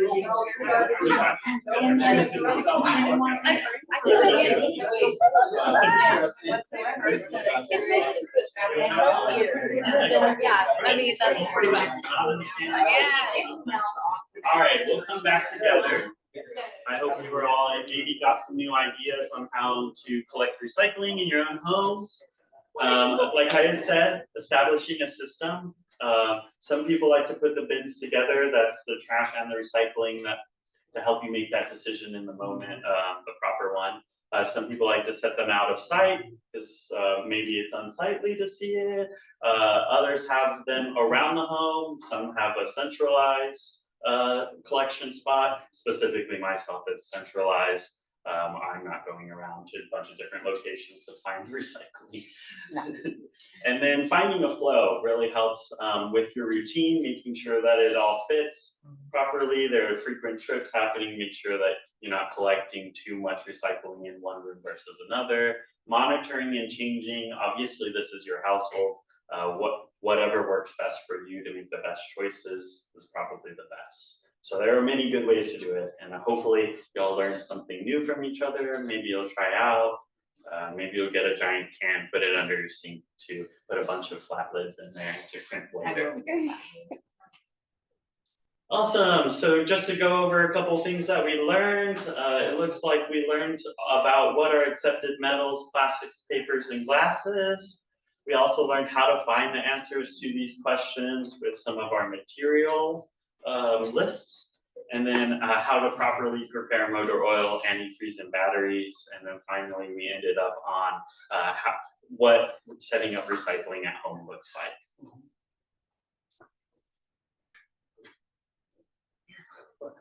There we go. And just to plug, we do have a Recycle Right app. If you ever have a question there, you can download this app. It'll tell you at your address when your services are going to be happening. You can even set reminders through that, as well as it has an A to Z directory on it, where you can basically ask it any material and it'll tell you where you can either drop it off, which can it goes into or what bin it goes into, or if there's reuse locations or something of that nature. And then if you don't see it happening on A to Z directory, you can always shoot us an email. That's my team. There's a team of 6, 7 of us.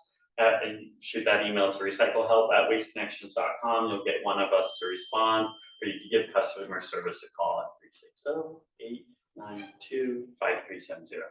Thank you.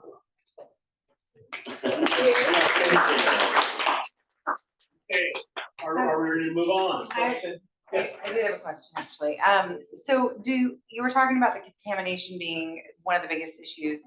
Have you found out how well Portland did? I mean, I only know they applied it on the commercial dumpster side, but when they installed all the cameras and took still shots, do we know if that improved it at all?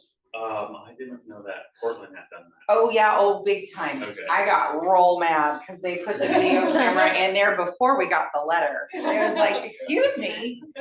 So yeah, they would take a picture. It was a motion sensor camera, every single thing that went in there, and somebody somewhere would analyze Into it the truck? into our dumpster.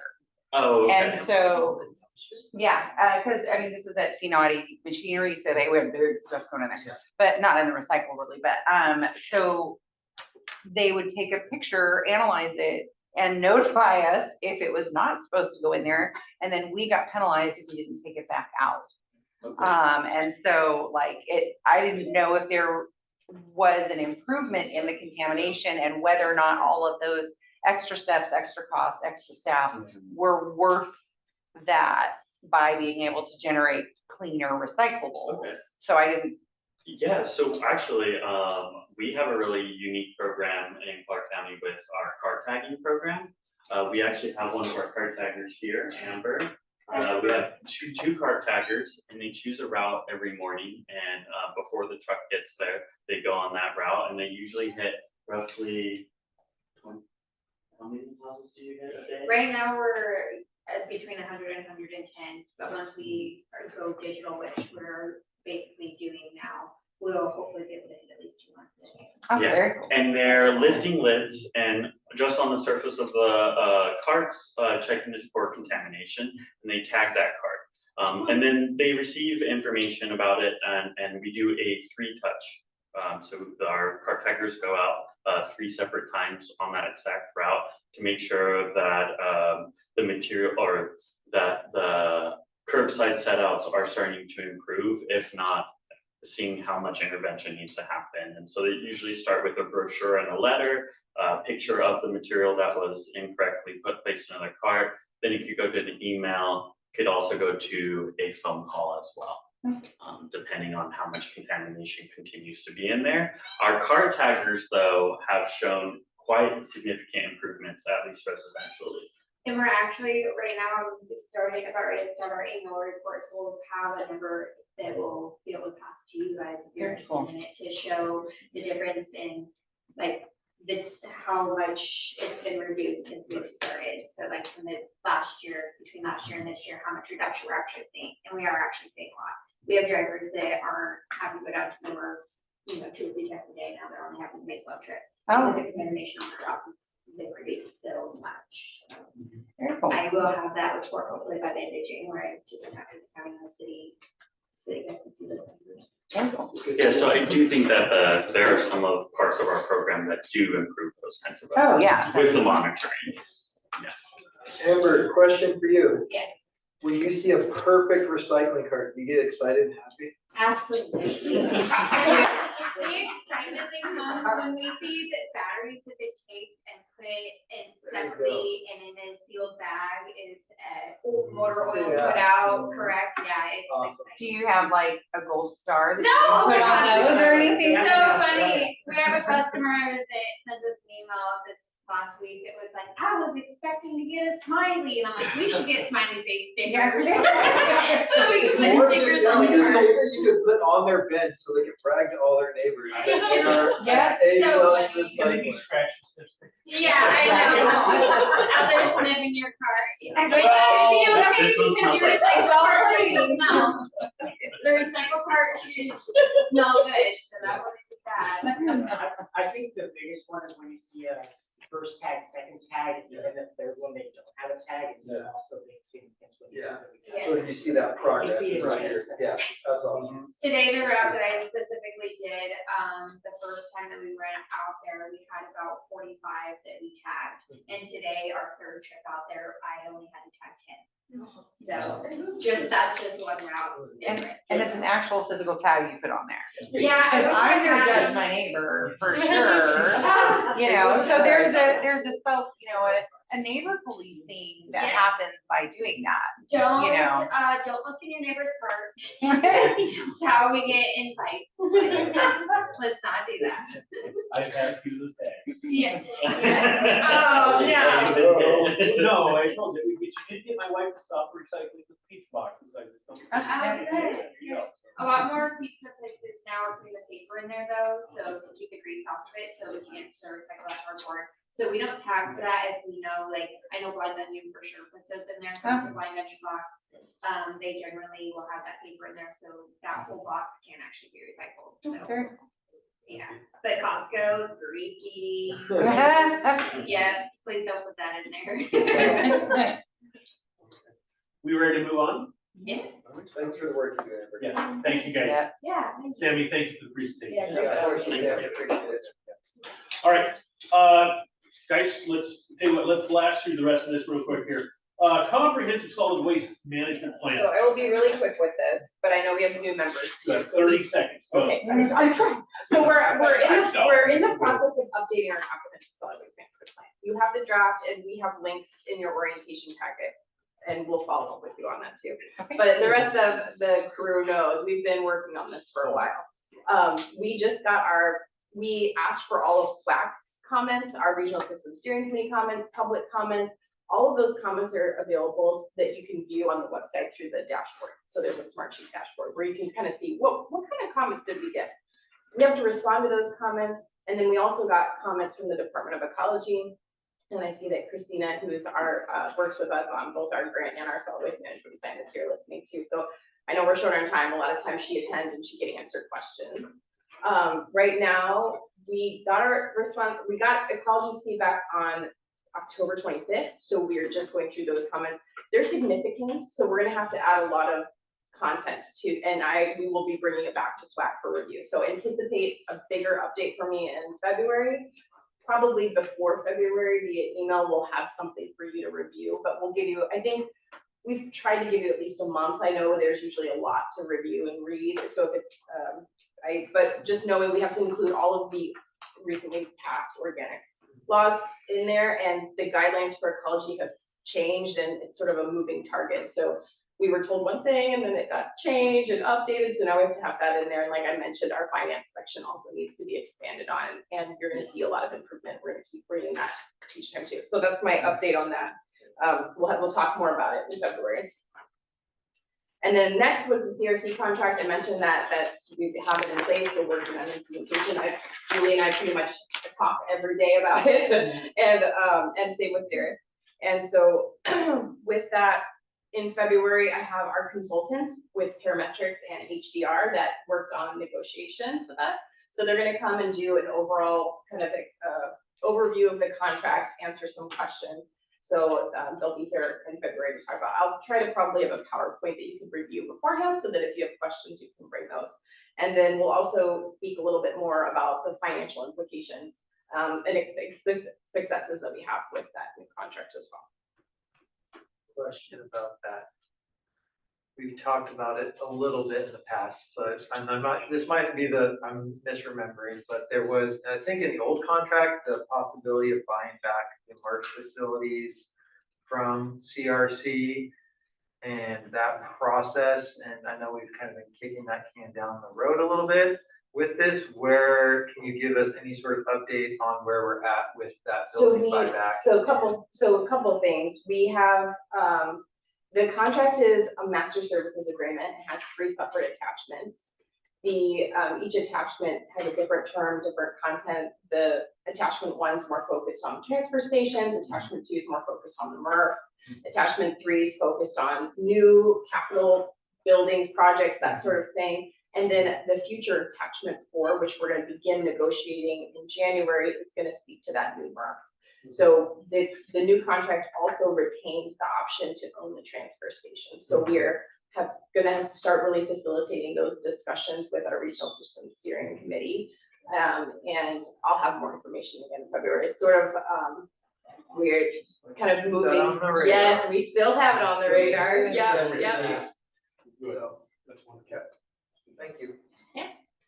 All right, moving on to other business, tour requests. Looks like we have a couple of possibilities here for transfer stations, landfills, Dirt Hugger, or the Heritage Farm. Anybody want to speak to any of that? So I think we had a really good experience this year doing some tours with SWAC members, so we wanted to just maybe keep that an annual offer. And so we have new members, and maybe there's things that you didn't get to participate on, so Amanda, Sarah, and I are gonna help coordinate whichever tours you're interested in. I had made a note about Dirt Hugger earlier, so I'm gonna go with that one personally. Which, I missed them this last year. Which ones did the transfer center? Is that correct? I think we did West Van. We toured, at least I did, I know, yeah, we toured, Central and West Van, yeah. Yeah.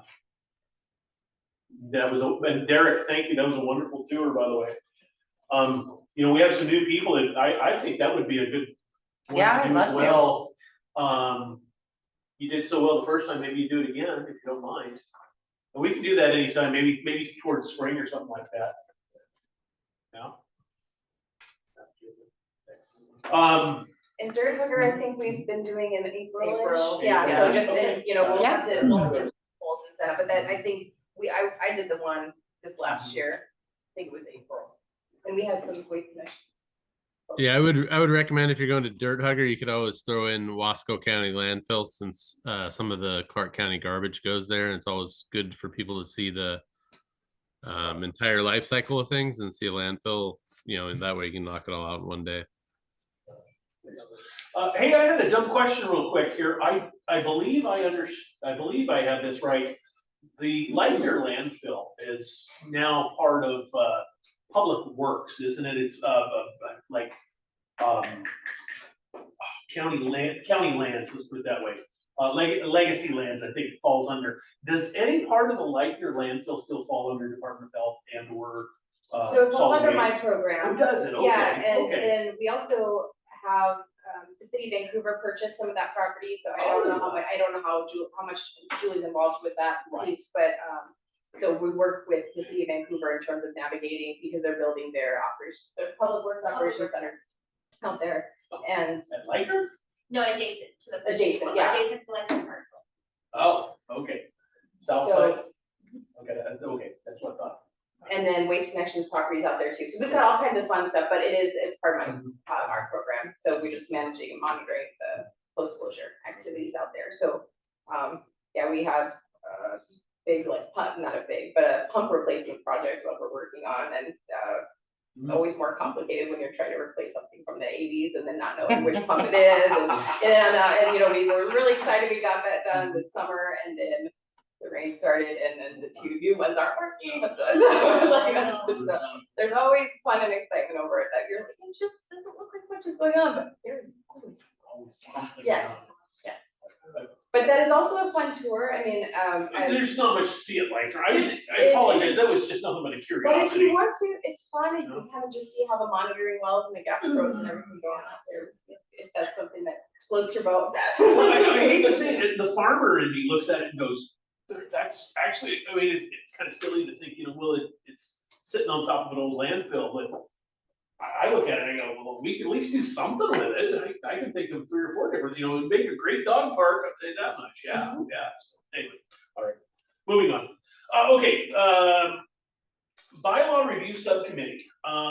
So we have some questions about some things with the bylaws. Sounds like Jason Presser had a question about,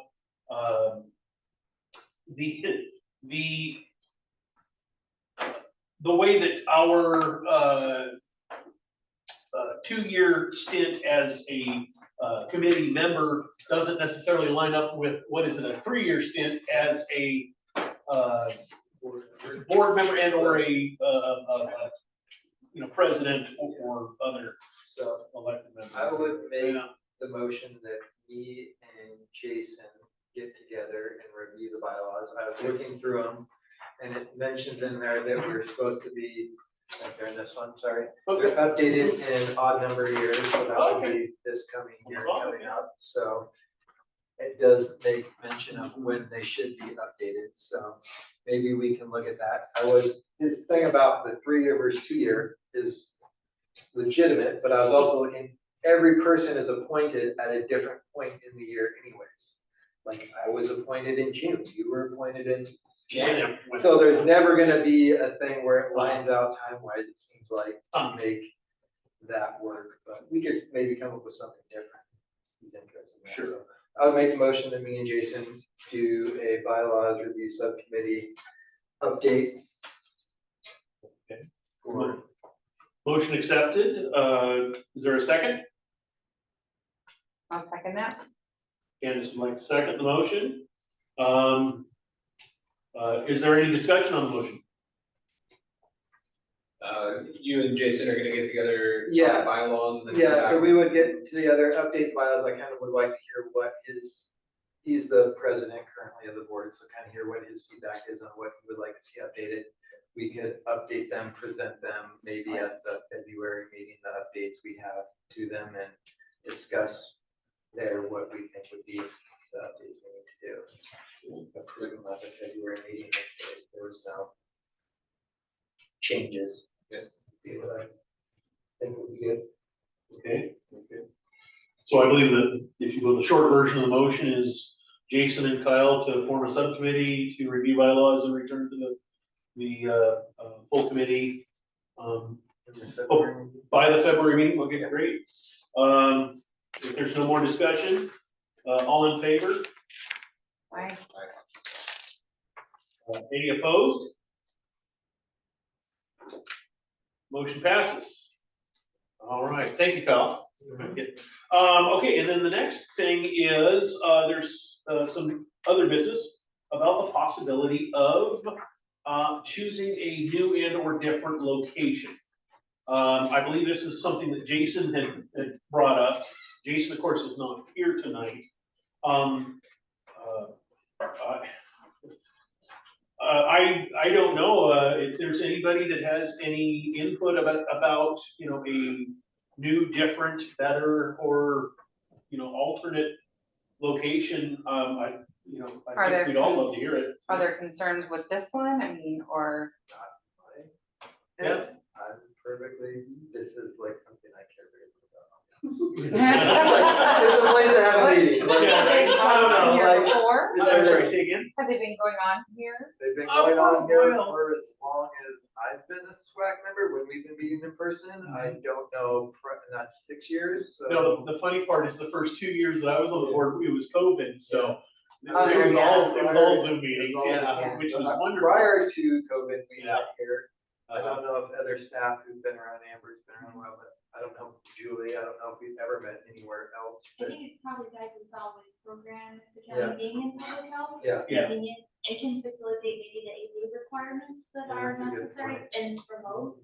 Mhm. Um, Well, and then the other thing is like just internet, obviously, for all our Yeah. stuff. I don't know what the county allows you guys to like hook up to some random public Wi-Fi. It's probably not best practice. I don't know, it's your guys' computer, but Why are there all of these? I guess I say we would just table it till Jason comes back and he can give us maybe more of his vision for this grand meeting idea he might have.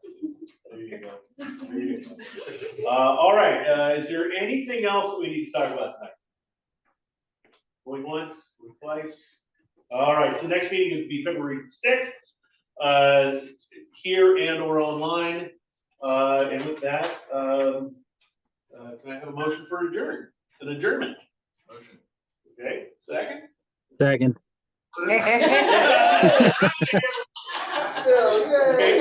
Gabe, thank you so much. Hey, guys, we'll see you in February. Thanks, everybody. Appreciate it. Good to meet you, Corey. Good to meet you, Candace. Thank you, you as well.